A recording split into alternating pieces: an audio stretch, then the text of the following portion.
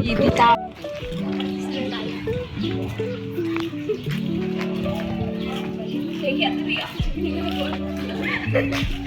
Hindi talaga ang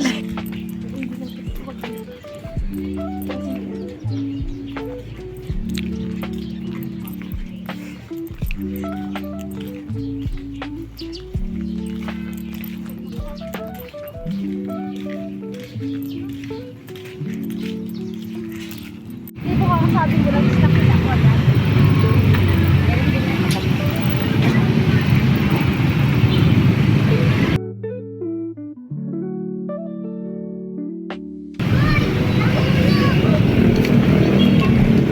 Dito na kayo, oh. Layo naman ang pagitan. Kakatakot sa gitna.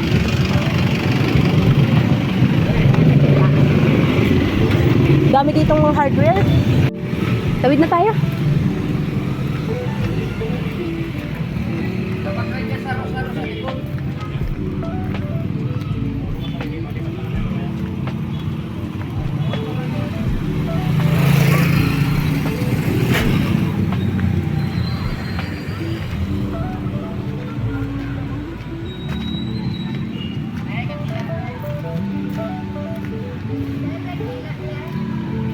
Hindi po.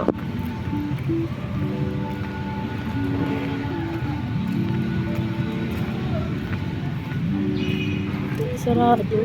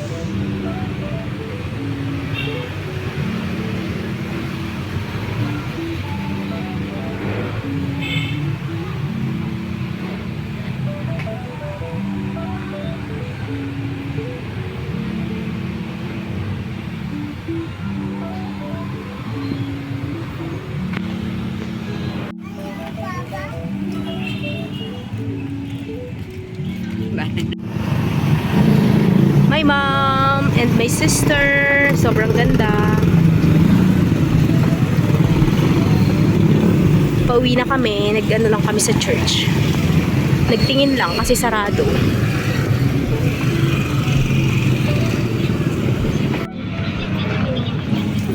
Nataya sila sa loto. Sana tumama, please. Namain mo naman kami, please. Yung malaking pinya, oh.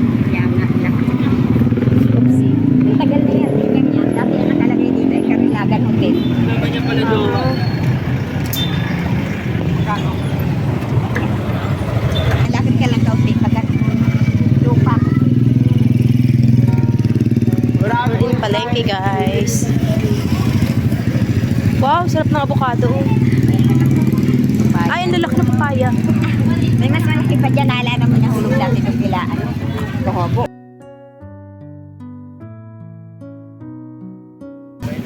Yeah, mura na yung mga isda dito. Ayan, yung mga isda, guys. Ano yan? Ano po? Ang ko niyan? Ay, kalamansi. Hindi. Parang kind of prutas na parang ano. Tapos ng ano nila, pag-display. The sister is ano na, tired na siya. Pagod na siya, guys. Nagdiligpit na rin yung mga ibang ano. Nag-uusap, nagsasalita dito kahit walang kausap.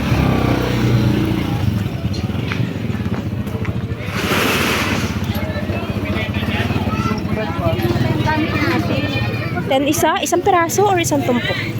Siyempre, isang tumpok. Common sense, di ba? Ha? Kaya nga, 10 na.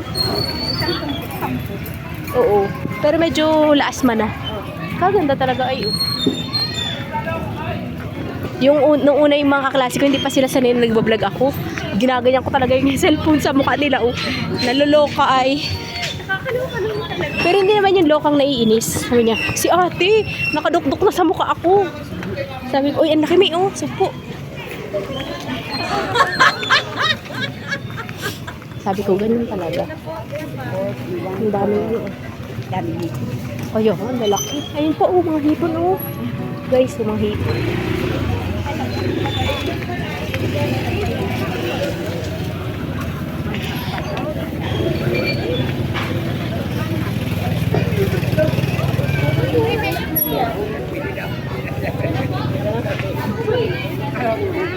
Champion?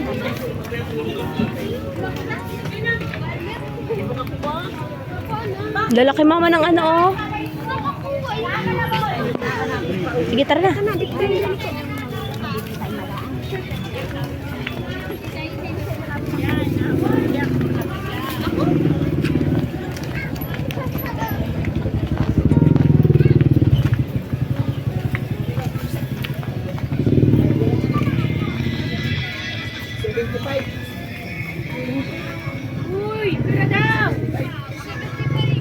Ang cute nilang magmami, oh.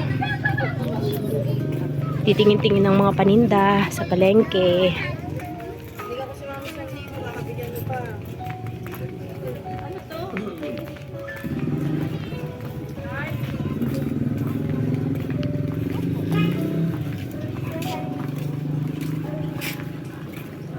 Ayan ako, guys, oh. Yan, ang laki ko masyado. Sobrang laki ng aking anino. Pinakausap ko yung sarili ko para akong baliw.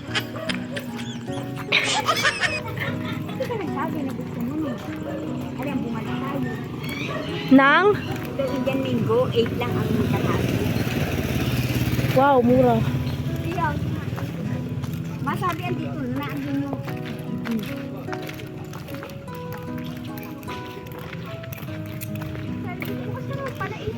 Pero madilim na. Nakakatakot pag madilim.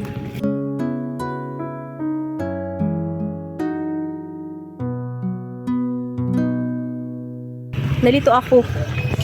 It's so dilim here, di ba? Parang ano.